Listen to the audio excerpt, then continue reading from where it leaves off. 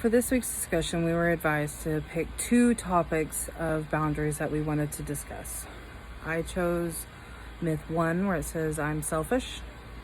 I set boundaries, I'm selfish.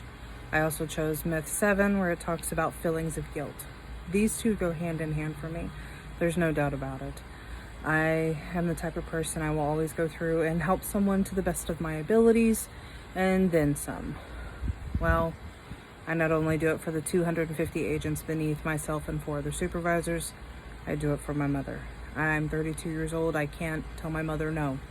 That is one thing that I am hopeful that the book Boundaries is going to help me figure out how to set boundaries and more boundaries with my agents, as well as start setting boundaries with my mother.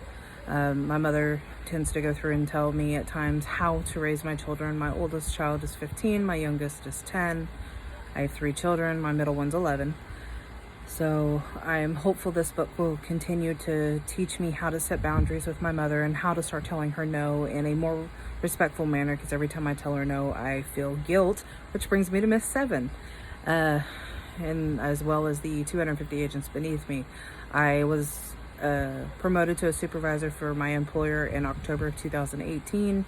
I've been a supervisor there for almost 2 years, and I was never able to tell my agents no. I would take over a task for them until I realized that they were taking advantage of me and letting things go. So I began to let them take control and advise them, you have to go through and know these procedures and policies. I'm not always going to be here to hold your hand. I'm not your mother. I'm very hopeful that if I continue to focus on God and see exactly where God wants me to set my boundaries and rely on Him.